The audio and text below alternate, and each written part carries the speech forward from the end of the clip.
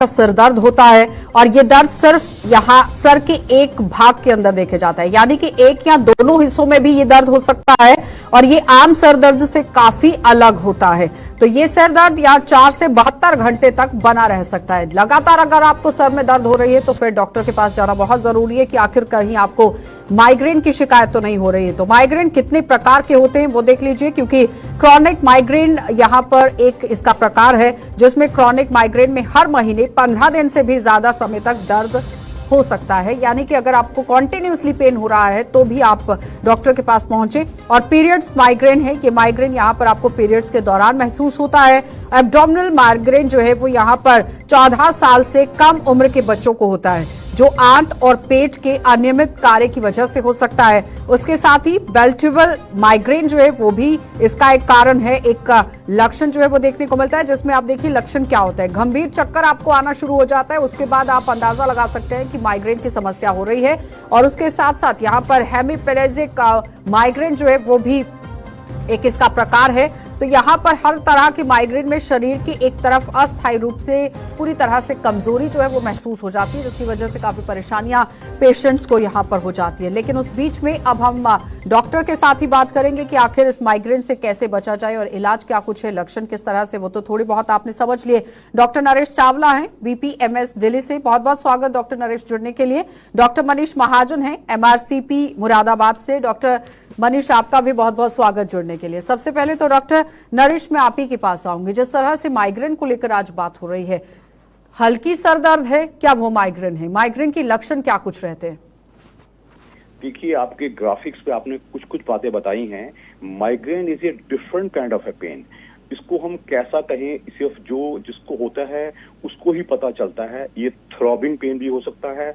Usually सबसे बड़ी migraine की खासियत है कि उसके पहले उसका एक ऑरा होता है। ऑरा मीन्स कि मुझे जो माइग्रेन का मरीज है वो बता पाएगा कि मुझे माइग्रेन ऐसे दर्द स्टार्ट होता है। ऐसे ये महिलाओं में थोड़ा ज्यादा पाया जाता है और यंगिश महिलाओं में और ज्यादा पाया जाता है। ऑब्वियसली मेंस्ट्रुअल पीरियड्स दौरान इसका इंसिडेंस थोड़ा ज्यादा है। इसके कई पोटेंशियल फैक्टर्स हैं। पेशेंट कहेगा डॉक्टर साहब आज रात को ना मैं सो नहीं पाया तो मुझे सर दर्द हो गया, माइग्रेन हो गया। उससे वो ट्रिगर हो जाते हैं। They are called migraine triggers. तो आपने पूछा है माइग्रेन के लक्षण क्या हैं। लक्षण is usually it is a unilateral, largely bilateral, यानी दोनों तरफ हो सकता है, but usually always associated with an aura कि जिसको होना है, जिस औरत को, इस आदमी को होना है, वो कहेगा या कहेगी कि मुझे ना 4-6 घंटे पहले पता चल जाता है कि मुझे कुछ होने वाला है। कोई ना कोई हिस्ट्री जरूर होती है। डॉक्टर साहब जब मैं सो नहीं पाती हूँ, जब मुझे कोई नॉइज मिलता है, जब कोई मेरे से लड़ाई करता है, जब मैं कोई क्रीमी खाना खा लेती हूँ, जब मैं कोई आउटिंग करती हूँ, they are called trigger factors. और जो हर पेशेंट माइग्रेन का एक अलग किस्म का पेशेंट है, उसको it is usually always a very severe headache, जैसे कि पहले का एक तरफा या 2 तरफा, एसोसिएटेड विद वॉमिटिंग लार्जली, उसके बिना भी हो सकता है। और यूजुअली एक बार जब माइग्रेन हो गया तो उसका minimum 12 to 24 hours to 36 hours वो दबता नहीं है, शांत नहीं होता है, इवन इफ उसको हम पेन रिलीवर्स या दूसरी एंटी माइग्रेन ड्रग्स दे देते हैं भी। और सबसे जो बड़ी बात कही है माइग्रेन की मतलब कि इंट्यूशंस आपको होना शुरू हो जाती है कि अगर आपको माइग्रेन की पेन है। डॉक्टर नॉट ओनली इंट्यूशन, जिस तरह से इंट्यूशन को लेकर वो बात कर रहे हैं, ठीक है। ऑरा एक ऐसा है कि जो आपको पता चला सकता है कि आपको माइग्रेन की समस्या होने वाली है। डॉक्टर मनीष, जिस तरह से डॉक्टर नरेश ने पूरी तरह से ऑरा को लेकर बात की है, अगर माइग्रेन होता है तो कौन से अंग जो है वो प्रभावित हो सकते हैं? और माइग्रेन जब किसी को होता है तो इसका पता करना काफी मुश्किल काम होता है। आमतौर पे ये इंसान के सर दर्द की परेशानी से हो जाती है। आज जैसे कि नजर आने में दिक्कत हो सकती है मरीजों में, उल्टी या फिर जी मचलाना हो सकता है, प्यास लगना है, बार बार पेशाब की दिक्कत भी होने से आपको इसके पता चल सकता है। गुस्सा और चिड़चिड़ापन होना, चक्कर, लो ब्लड प्रेशर की शिकायत भी किसी मरीज में पाई जाती है, और तेज आवाज या बोलने में परेशानी। तो ये सब जो लक्षण है ये भी इनमें एडेड हो जाते हैं। और खासकर आजकल जैसे आप जानते हैं कि जो हमारी लाइफस्टाइल, कंप्यूटर के सामने ज्यादा होना, वर्क ओवर टाइम करना, स्ट्रेस लेना, ये सब एक अलग ही ट्रिगरिंग फैक्टर्स इसमें हो जाते हैं। और इसमें जैसे कि आपको ये भी पता है कि अलग अलग चरण भी होते हैं, प्रोड्रोम चरण होता है, एक अटैक होता है। प्रोड्रोम में कि इस अवस्था में व्यक्ति को माइग्रेन होने से कुछ दिन पहले ही शरीर में बदलाव ऑलरेडी देखने को लग जाता है, जैसे कि कॉन्स्टिपेशन होना या बार बार प्यास लगना, जैसे मैंने भी बताया, पेशाब बार बार जाना, गर्दन में अकड़न भी मरीज उसकी शिकायत करता है। और दर्द वैसे भी कभी उठ जाता है, जैसे कि इन चरणों में आदमी पहले या इंसानों को परेशानी होने में आंख के नीचे दाग धब्बे दिखने लगेंगे और चेहरे पे एकदम वो स्ट्रेस वाला फेस भी दिखता है। आंख के अगल बगल सूजन भी काफी मरीजों को देखने में आता है। तो ये सब काफी है जो कोई देखने से आप किसी मरीज को देख के पकड़ सकते हैं कि हाँ, इनको माइग्रेन का है, माइग्रेन की दिक्कत है। हालांकि माइग्रेन और सरदर्द में थोड़ा सा फर्क होता है। माइग्रेन काफी इंटेंस होता है, जो कि 10 से 15 दिन या उससे ज्यादा भी चलता है मरीजों में। डॉक्टर नरेश, जिस तरह से डॉक्टर मनीष ने भी पूरी तरह से समझाने की कोशिश की कि माइग्रेन किस तरह से इफेक्ट करता है, जैसे थोड़ा बहुत हम पढ़ रहे थे जिसमें लिखा गया था कि ब्लड सर्कुलेशन को ये प्रभावित कर देता है, हार्ट अटैक हो सकता है आपको, यानी कि ये समस्या आपको पेश आ सकती है, डिप्रेशन हो सकता है, आंखों पर प्रभाव जिस तरह डॉक्टर मनीष ने भी बताया है, एंग्जाइटी आपको हो सकती है। तो इस बीच में आपको अपना हेल्थ चार्ट किस तरह से रखना है, डाइट क्या कुछ लेनी है और बचाव आपका जल्द से जल्द हो, उसके लिए किस तरह से आपको प्रिकॉशंस लेने होंगे?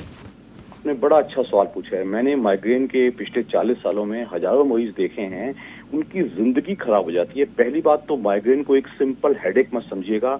माइग्रेन का यूजुअली कॉज चाहे वो हार्मोनल है, चाहे वो स्ट्रेस इंड्यूस्ड है, चाहे किसी ट्रिगर से या फूड से एसोसिएटेड है। सबसे पहली चीज है always try to take a professional help. आप डॉक्टर से लेंगे, मैंने ऐसे हजारों मरीज देखे हैं जो सिंपल पेन रिलीवर्स, चाहे कोई इबुप्रोफेन ले रहा है, चाहे कोई नेप्रोक्सन ले रहा है, ये गलत है।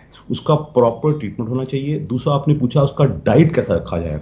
जैसा कि मैंने पहले जिक्र किया था, माइग्रेन यूजुअली हैज ट्रिगर्स मतलब कि पेशेंट करेगा, यस डॉक्टर साहब मैं फलाने दिन गई थी, मैं बाहर गई थी, मैंने बाहरी खाना खाया था, मैंने क्रीमी खाना खाया था, चाहे वो क्रीम ऑफ पोटैटो सूप होवे, चाहे दाल मखनी होवे, चाहे आइसक्रीम होवे, नेक्स्ट डे मॉर्निंग या मिडनाइट में ही सीवियर हेडेक शुरू हो गया। तो आपने कहा परहेज कहाँ किया जाए, तो आई ऑलवेज। और कई बार डॉक्टर ये भी कहा जाता है कि कुछ भी नहीं खाया गया था और ज्यादा काम जो है वो धूप में किया गया, उसके बाद मुझे माइग्रेन का अटैक जो है वो आया है, ये पेशेंट्स कहते हैं। बिल्कुल ठीक कहा आपने। ये अगर आप पेट को खाली रखें वो भी एक ट्रिगर हो सकता है, आपने पेट को फालतू भर लिया वो भी। जैसे कि मैंने कहा, माइग्रेन का हर पेशेंट एक अलग पेशेंट है। अलग मींस कि उसकी अलग हिस्ट्री पाई जाएगी। तो जब भी कोई डॉक्टर उसको ट्रीट करता है तो उसकी हिस्ट्री बहुत केयरफुली लेता है। Aim is to regularize timely meals, timely sleep, एक रेगुलर डाइट जिसमें बकायदा क्रीमी खाना, मैंने खास ही कहा है, अवॉइड किया जाए। इवन चीज या पनीर भी हम थोड़ा सा अवॉइड करते हैं। और इसके अलावा नॉनवेज वगैरह चीजें हैं, जितना आप एक्सोटिक खाने, आप बाहर का कोई पिज्जा बर्गर मोमोज खा रहे हो, कोई नूडल्स खा रहे हो, चांसेस बहुत ज्यादा हैं। हालांकि किसी भी एक खाने को सिंगल आउट नहीं किया जा सकता, but the migraine patient knows the best. So जब भी हम किसी माइग्रेन को देखते हैं, a very exhaustive diet history, very exhaustive life history, very exhaustive उसकी पर्सनल हिस्ट्री, स्ट्रेस क्या है, it can always be stress induced.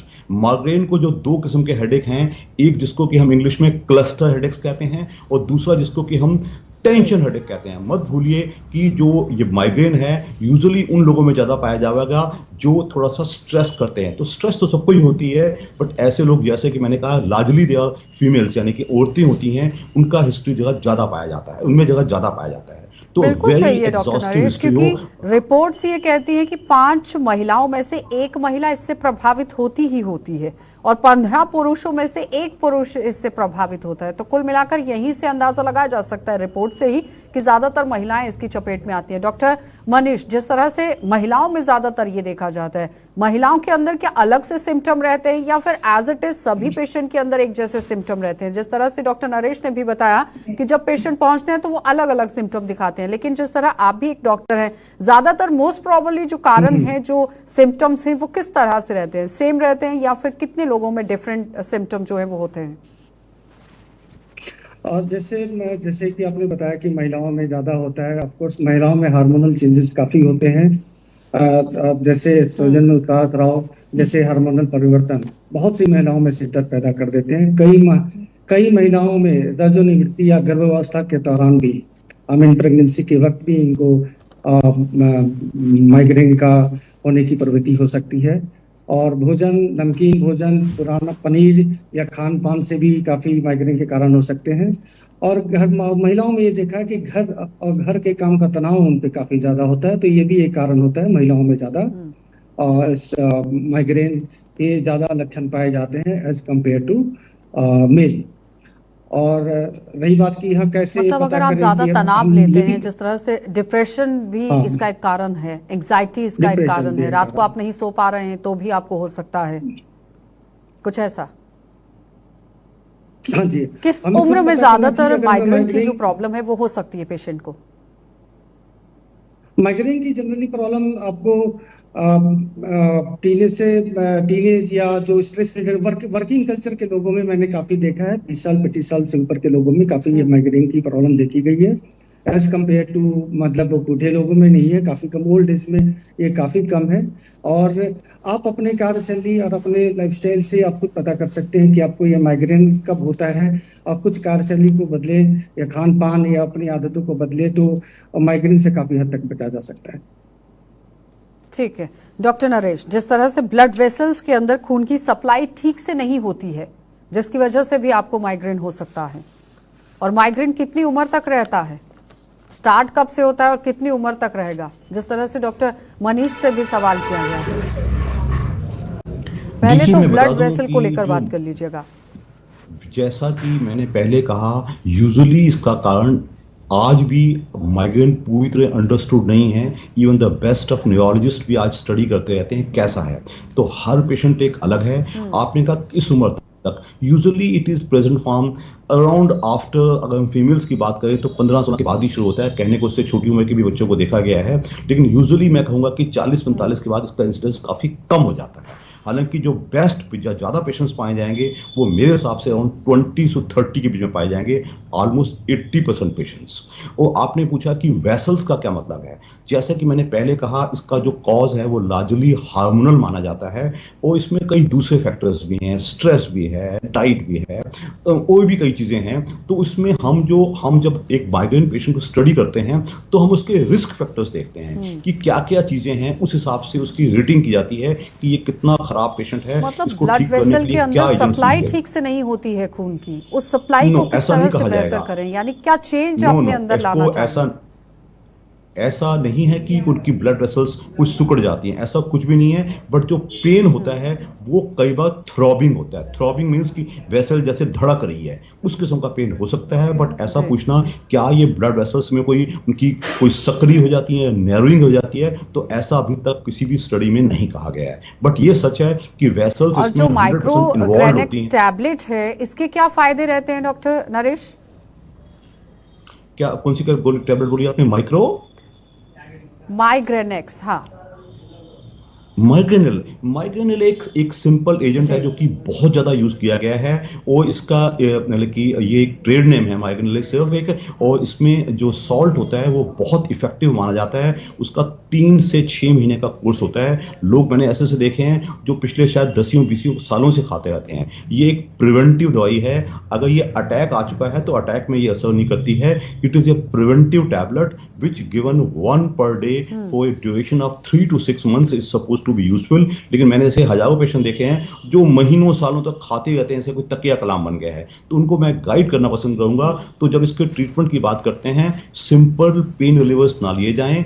कई बार हम इसके लिए एक सॉल्ट बीटा ब्लॉकर होता है, वो प्रोपेनोलोल यूज करते हैं, वो बड़ा यूजफुल पाया गया है। और जो माइग्रेनिल, आपने माइग्रेनिल नाम टैबलेट की बात की है, उसका भी डेफिनेट खेल है, वो एक सॉल्ट है। इसके अलावा हम उन गोलियों की बात करते हैं जो थोड़ा सा अटैक के दौरान दी जाए, और दूसरी सेट ऑफ टैबलेट्स है जो इसकी प्रिवेंटिव इलाज करती हैं। तो ये 2 अलग अलग सेट्स हैं। जो प्रिवेंटिव इलाज वाली गोली है वो अटैक के दौरान असर नहीं करेगी, और प्रिवेंटिव वाली गोली 2-4 दिन नहीं खाई जाती, minimum of duration of 3 to 6 months है। लेकिन जो दूसरे एजेंट मैंने बात की ये प्रोपेनोलोल की, वो हम काफी लंबा इस्तेमाल कर सकते हैं। तो मैं जब माइग्रेन के ट्रीटमेंट की बात करता हूं, it has to be a holistic treatment. Holistic का मतलब मरीज को समझाना, मरीज के ट्रिगर फैक्टर्स को कम करना, मरीज की जिंदगी को रेगुलराइज करना, मरीज की काउंसलिंग करके उसकी स्ट्रेस कम करना। तीसरे नंबर पे टैबलेट्स आती हैं जो हम प्रिवेंटिव टैबलेट्स आती हैं, और चौथे नंबर पे आएंगी वो टैबलेट्स जो अटैक के दौरान इस्तेमाल की जाए। और यूजुअली जैसे कि मैं पहले बोल चुका हूं, हर पेशेंट एक अलग अलग किस्म का नमूना है, हमें अलग उसकी डॉक्टर मनीष, अंडरस्टैंडिंग करनी होती है। ब्रेन ट्यूमर भी सर दर्द हो सकता है, यानी कि सर में दर्द ही होता है आपको जब डिक्लेयर हो जाता है कि आपके सर के अंदर ब्रेन ट्यूमर है, उसे क्या माइग्रेन के साथ जोड़कर देखा जा सकता है? जनरली मैं न्यूरो सर्जन और न्यूरोलॉजिस्ट की प्रैक्टिस नहीं करता, तो मैं इसमें मुझे लगता है कि डॉक्टर साहब बहुत अच्छे से बता पाएंगे कि ब्रेन ट्यूमर को कैसे माइग्रेन से। ठीक है डॉक्टर नरेश, आप जवाब दे दीजिएगा इस पर। ठीक है डॉक्टर मनीष, फिर मैं आती हूँ आपके पास। मैं दोबारा बता दूं, ब्रेन ट्यूमर एक हेडेक का कारण हो सकता है, एक ऐसा कारण जिसमें हमारा जब हम कोई पेशेंट देखते हैं हेडेक का, जिसको कि हेडेक बार बार हो रहा है और हमें लगता है कि उसका दिमाग में कहीं प्रेशर, इंट्राक्रैनियल प्रेशर बढ़ रहा है, दिमाग का ब्लड प्रेशर अंदर बढ़ रहा है, तो हमें ट्यूमर रूल आउट करना चाहिए। तो ट्यूमर पर से माइग्रेन का कारण नहीं होता, लेकिन ट्यूमर पर से हेडेक का कारण हो सकता है, और इसको रूल आउट करना बाय ए प्रॉपर सीटी स्कैन और एमआरआई स्कैन जितना जल्दी हम करेंगे उतना ही हम उस पेशेंट को प्रॉपर गाइड कर पाएंगे कि खाली दवाइयां ना ली जाएं, उसको ब्रेन ट्यूमर की सर्जरी चाहिए या कुछ चाहिए, बट पर से ब्रेन ट्यूमर माइग्रेन नहीं कर सकता। डॉक्टर मनीष, थंडर क्लैप को लेकर बात करेंगे। सर दर्द इसमें भी होना शुरू हो जाता है, जिस तरह से बैल्टिबुलर माइग्रेन की अगर हम बात करें, चक्कर आने शुरू हो जाते हैं, उस केस में क्या करना चाहिए पेशेंट्स को? डॉक्टर मनीष, इसमें भी होते हैं। हाँ जी, इसमें वर्टिब्रल की जैसे आप बात कर रहे हो, पेशेंट को इसमें काफी चक्कर भी आते हैं, दर्द भी करता है, तो इसमें ओवर द काउंटर इमीडिएट आप मेडिकेशन दे सकते हैं, जैसे इबुप्रोफेन हो गया, एस्पिरिन की दवाइयां हो गई, वो सब आप दे सकते हैं ओवर द काउंटर। हालांकि जैसे डॉक्टर साहब ने बोला ये कंप्लीट आपको ठीक नहीं होता, इसको हम लोग कंट्रोल कर सकते हैं। जो ट्रिगरिंग फैक्टर है उसको हम अगर समझ जाए कि हमारे क्या ट्रिगरिंग फैक्टर है, उससे हम बेस करते हैं। और हाँ, हाइड्रेशन जरूर मेंटेन करें। कभी कभी पेशेंट को डिहाइड्रेशन के कारण भी सर में दर्द होते हैं या चक्कर भी आते हैं, काफी इंटेंस पेन भी हो जाते हैं उसमें। ठीक है, हेमिप्लेजिक माइग्रेन क्या है डॉक्टर नरेश? क्योंकि आज हम माइग्रेन को लेकर ही बात करें तो डिफरेंट टाइप के जो माइग्रेन है उसके बारे में समझना बहुत जरूरी है कि कौन कौन से स्टेजेस यहाँ पर रहती हैं, कौन कौन से इसके पार्ट हैं, लक्षण हैं, और किस किस तरह का माइग्रेन आपको हो सकता है। हेमिप्लेजिक माइग्रेन को लेकर बात कर रही है। हेमिप्लेजिया, तो मैं आपको डिस्टिंग्विश करता हूं ताकि, क्योंकि ये पब्लिक चैनल है तो आम इंसान को कोई गलत फहमी नहीं होनी चाहिए। हेमिप्लेजिया का मतलब पेशेंट को कोई ब्रेन में डैमेज हो चुका है, जिसको कि हम कहते हैं कि कोई सीरिया सेरेब्रोवास्कुलर एक्सीडेंट, यानी कि पेशेंट के दिमाग में कहीं कोई खून बहा है या कोई हिस्सा मर गया है, इन्फेक्शन हुआ है, चाहे उसको हम कहेंगे कि उसको इस्कीमिक अटैक हुआ है या कोई खून निकला है, हेमोरेजिक अटैक हुआ है, उससे पेशेंट का आधा हिस्सा मर गया है, यानी कि आधे हिस्से में अधड़ंग हो गया। अधड़ंग का मतलब कि पेशेंट के आधे मुंह में, आधे साइड पे एक बाजू और उसी साइड की टांग ये खराब हो गई है। इसमें जो हेडेक होगा उसको हम हेमिप्लेजिक हेडेक कह सकते हैं। लेकिन उसका पूछना कि उसका डायरेक्ट माइग्रेन से कोई ताल्लुक है, तो यूजुअली नॉट। हेमिप्लीजिया यानी कि सीवीए यानी कि cerebrovascular accident with hemiplegia of left side या राइट साइड, उसमें हेडेक हो सकता है, बट पर से उसमें कहना कि उसमें कोई माइग्रेनस हेडेक होगा, आई थिंक यूजुअली नॉट। हाँ, बट माइग्रेन उसके साथ को एग्जिस्ट कर सकता है, उसके साथ हो सकता है, तो ये डिस्टिंग्विश करना जरूरी है। पहला सवाल आपका ट्यूमर से था, वो एक अपने आप में एक बहुत बड़ी कंडीशन है जिसके साथ हेडेक हो सकता है। दूसरा सवाल जो आपने अभी पूछा है, ये हेमिप्लेजिया जिसमें कि ब्रेन में कोई इस्कीमिया यानी कि कोई वेसल बंद हो गई है, ब्लॉक हो गई है, या उसको खून निकला है, हेमोरेजिक कोई वो अटैक हुआ है जिससे पेशेंट को आधा हिस्सा शरीर का मर गया है, यानी कि सुन हो गया है, उसमें ताकत डॉक्टर मनीष, जिस तरह से भारत में रिपोर्ट ये कहती है कि 15 करोड़ लोग जो हैं वो माइग्रेन से प्रभावित होते हैं और हैं, इस पर इलाज किस तरह से हो रहा है? हेल्थ डिपार्टमेंट क्या कुछ कदम उठा रहा है? डॉक्टर मनीष, हानिकारक प्रभाव यहाँ पर हो सकते हैं अगर माइग्रेन आपको होता है, लाइटली अगर आप ले लेते हैं? जल्दी से जवाब दीजिएगा। इसकी उपचार की आवश्यकता बहुत जरूरी होती है। रिपोर्ट कह रही है कि 15 करोड़ लोग इससे प्रभावित हैं। कंदरक जी का आजकल हमारा जो मेडिकल सिस्टम इंडिया का है वो काफी अच्छा हो गया है। State wide state awareness and education और ये माइग्रेन का दर्द दोनों अलग होते हैं। और जगह जगह में आज के डेट में पहले तो मेडिकल फैसिलिटी की कमियां नहीं करती थी, लोगों को पता नहीं होता था कि ये माइग्रेन है। अब तो जगह जगह district hospital, primary health care जहाँ पे डॉक्टर्स बैठे पड़े हैं। अब अफोर्डेबिलिटी भी होगी, एक्सेसिबिलिटी भी होगी है। गवर्नमेंट के अलग अलग प्लान चल रहे हैं जिसमें कि गाँव गाँव में जाके कम्युनिटी एजुकेशन की जा रही है कि माइग्रेन में क्या खाएं क्या ना खाएं और किस चीज से माइग्रेन से बच सकते हैं और माइग्रेन में कौन सी दवा ओवर द काउंटर इमीडिएट। ठीक है डॉक्टर मनीष, बहुत बहुत धन्यवाद जुड़ने के लिए। डॉक्टर नरेश, आपका भी बहुत बहुत धन्यवाद जुड़ने के लिए। तो फिलहाल आपने देखा कि आज माइग्रेन को लेकर बात हो रही थी, क्योंकि बीमारी कोई भी है उसे बिल्कुल भी छोटा समझने की जरूरत नहीं है। बहुत अच्छे तरीके से इलाज आप करवा सकते हैं, क्योंकि अगर थोड़ा सा हल्का सर में भी दर्द हो रहा है और कॉन्टिन्यूसली दर्द हो रहा है, 4 से 72 घंटे आपको सर में दर्द हो रहा है, तो फिर डॉक्टर के साथ संपर्क करना बहुत जरूरी है कि कहीं वो माइग्रेन तो नहीं है और सही से उपचार करने की जरूरत है। फिलहाल कार्यक्रम में इतना ही। देश और दुनिया की खबरों के लिए आप बने रहिए।